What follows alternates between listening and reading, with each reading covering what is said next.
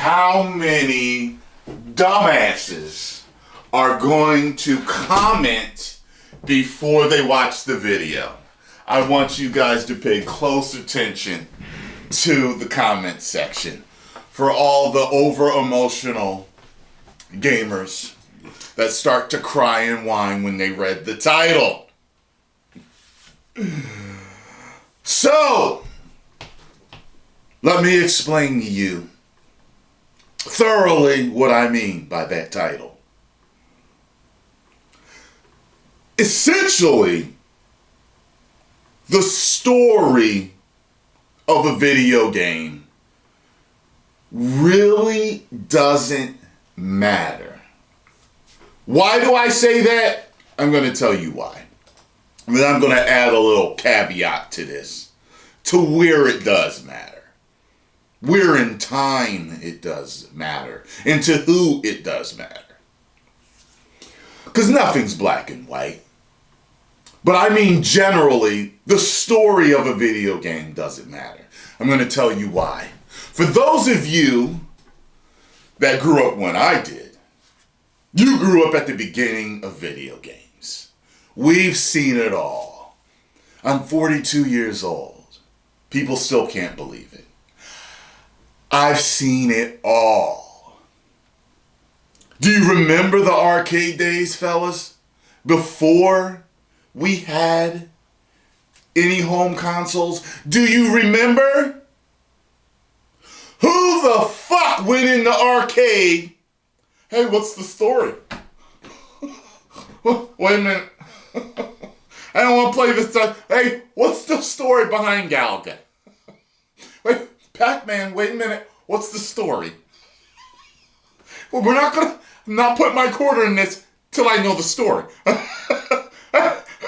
would play this without knowing the story, right? Mario Brothers. Super Mario. No one gave a flying fuck. Even when you move up to days like Street Fighter, all you knew, it was a tournament game. Okay? The story didn't matter. What was it about back in my early days, in the early days of gaming? It was about the gameplay and the graphics and the sound. Gameplay, graphics, and sound. But we were really about graphics back then. Very, very much about graphics back then. Graphics and gameplay were the most important. Sound wasn't shit back there because we didn't start getting really good sound until around the Super Nintendo and Sega days. Nintendo is, come on. The sounds were okay. We remember some of the jingles and the tunes, but they weren't that important. As long as the gameplay was tight, Mario jumped when we needed him to jump, okay? And the graphics were understandable and legible, who the hell was following the story? Now, when you did start getting these home consoles, they would come a little on the back of the game, on the package. It would come with a little, synopsis of what the game was about. Even in the instruction booklet, you would get a couple of pages of the story to set up behind it. You know what I mean? But no one was like, oh, the story's so good. The story is so good. Oh my God. No one was The Last of Us in it. No one was nowhere near that. Okay? When I think of when the story started to matter about video games, was later. It was in, and it was only in stuff like, let me take a step back. It was only in stuff like role-playing games, or there were certain games where it was, they were these where they kind of tried to make it like a movie. You guys know what I'm talking about. That's when stories started to come in. I don't know what they call them. Like mystery games, stuff like that. That's when That's where the story mattered. But for the most part, in early gaming, from Atari, from an arcade to Atari to Nintendo to even Super Nintendo, for the most part, you didn't care that much about, Genesis. You didn't care all that much. When people started to really care, where story for most games became an integral part, but not all that important. It was integral, but not like you need to know the story to play it. Was when games started to become bigger with the CD age. With the CD age of gaming, you started to see a lot more given to the story because they could do a lot more. They could give you a lot more.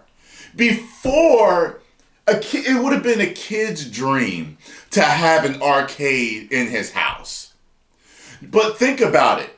You've got the 10 most popular arcade games, even when like Street Fighter is riding high, right? You have the 10 most popular games. We paid attention to the story with Ryu and Ken and M. Bison and beating him, and with Mortal Kombat and Liu Kang beating Shang Tsung and stuff, you know what I mean? But it wasn't like that important. If we didn't know, those games would have still been hits. It wasn't something that the story, like Final Fantasy VII, it wasn't something like that where the story is absolutely integral. The story is almost more important than the gameplay and the graphics in bringing you into the game. You get what I'm saying?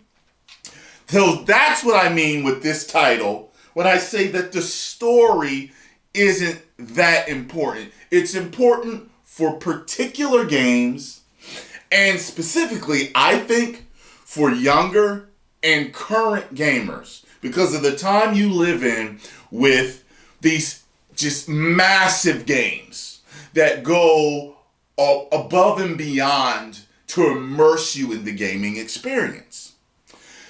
Back in my day, it was very kind of one-dimensional in a way. It was like, shoot this guy, jump on this guy, save the princess from the monster, kill the alien, blow this up. It was very one-dimensional, and what you cared about was how cool the experience was getting through the game, the graphics, and the gameplay. And like I said, the sound sometimes, sometimes, really, But that's all I've got to say about that. Yes, nowadays, the story matters. Like I'm playing The Evil Within. The story matters. You know what I mean? The story matters right now. I'm playing Evil Within 2. The story matters. It's like, oh, this shit is crazy. But what if they dropped you in and they didn't tell you a story? They just had you creeped the fuck out seeing these zombies and this singing lady.